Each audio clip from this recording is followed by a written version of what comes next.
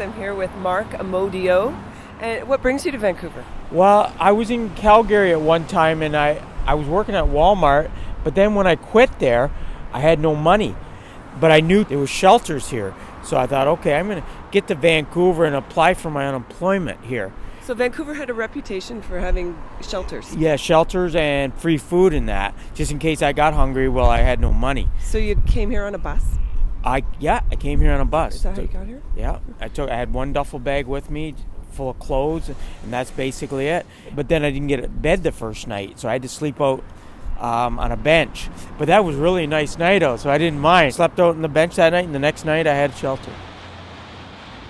So you came to this building. Tell us about this building. Well, I came here a little later after I got in a shelter. I put my application in here, but there's like a 3 or 4 or 5 year waiting list. 5-year waiting list? So you were willing to wait that long? If I had to.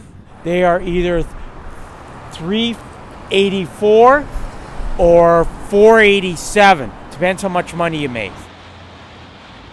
So your adventures in Vancouver, are they leaving you with a good feeling or a bad feeling overall? Actually, a good feeling, because there's nowhere else, I don't believe, in Ontario that provides all these facilities like shelters and free food. If you go starving down here, you got an issue.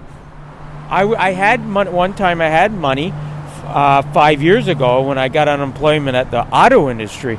But when you're unemployed for 5 years and you got to pay bills, it takes all your money.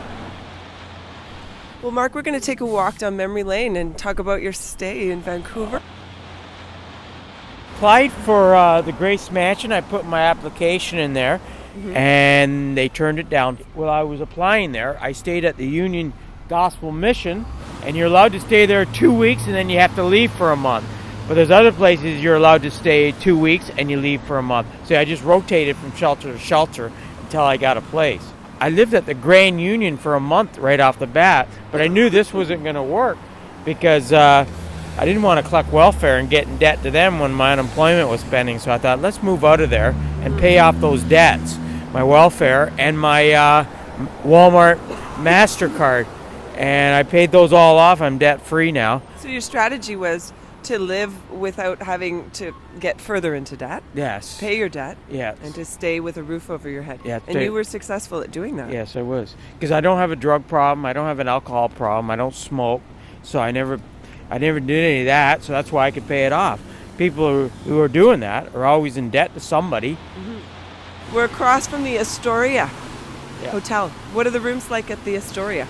I've checked them out. I went in one of the rooms. They're almost like the Grand Union rooms, but they charge $450 a month.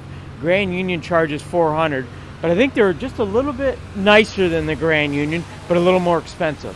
Comes with a double bed. Yes. A sink. Yep. And a dresser. And a dresser. And a window. And a window and a bed. And a door that locks. Yes. And that's basically it. That's just a room.